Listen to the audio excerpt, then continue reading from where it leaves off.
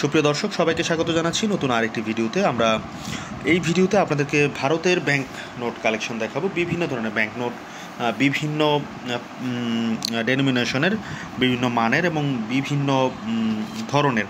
প্রথমে যদি আমরা আপনাদেরকে 1 টাকার নোট দেখাই, আপনারা দেখতেন যে 1 রুপি। এই 1 রুপি কিন্তু এটি কিন্তু এক ধরনের 1 রুপি। আমরা বেশ কয়েক ধরনের 1 রুপি আপনাদেরকে দেখানোর চেষ্টা করব। এটি একটি 1 রুপি।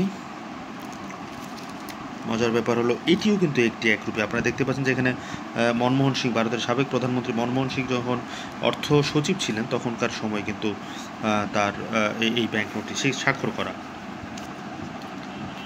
এটি আরও একটি অন্য ধরনের আরও একটি একই অন্য ধরনের বলতে এটিও কিন্তু মনমোহন সিংয়ের স্বাক্ষর করা 1 টাকার নোট। 3টি নোট সরিয়ে রাখছি, আমি দেখছি। আর 1 টাকা, এটিও কিন্তু মনমোহন সিংয়ের স্বাক্ষরিত একটি 1 টাকার নোট এবং কিন্তু বেশ পুরনো। দর্শক, আপনারা কিন্তু মনে করবেন না যে এগুলো খুবই।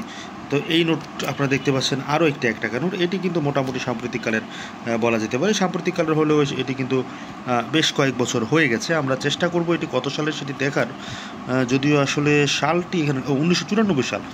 আপনারা দেখতে পাচ্ছেন যে এখানে লেখা আছে 1994 সাল। আমরা যদি অন্যান্যগুলো দেখি, মনমোহন সিংয়ের স্বাক্ষরিত আমরা দেখতে পাচ্ছি 1989 সাল।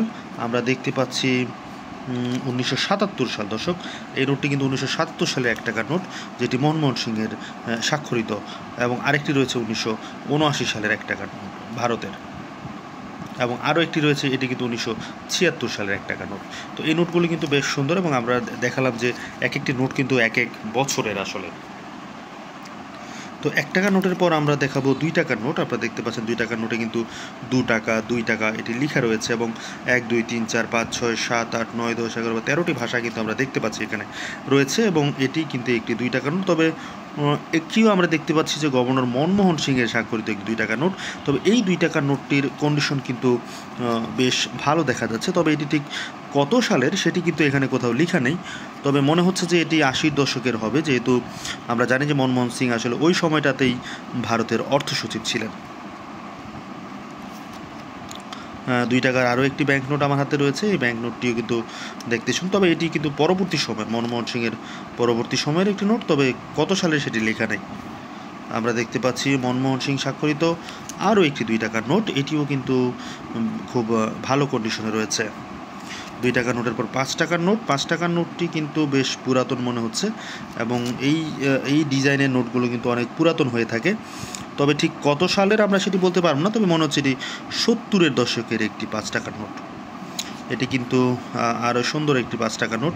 এখানে ট্রাক্টর চালাচ্ছেন একজন কৃষক, যদিও সালটি আসলে এখানে লেখা নেই।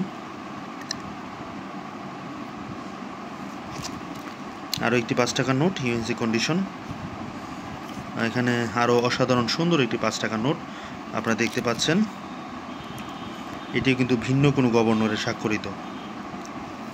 এবং এখানে আরও একটি 5 টাকার নোট। এই নোটটি কিন্তু খুব বেশি দিন আগের নয়। আমরা গান্ধীজির ছবি দেখতে পাচ্ছি এখানে। তবে কোথাও এটি 2010 সাল। দর্শক, আমরা দেখতে পাচ্ছি যে এখানে 2010 সাল লেখা। আপনারা দেখতে পাচ্ছেন হয়তো যে এটি 2010 সালের একটি নোট। তবে অন্য নোটগুলোতে কিন্তু আসলে আমরা সেটি দেখতে পাচ্ছি না। আগের নোটগুলোতে কিছুটা পার্থক্য আমরা দেখতে পাচ্ছি।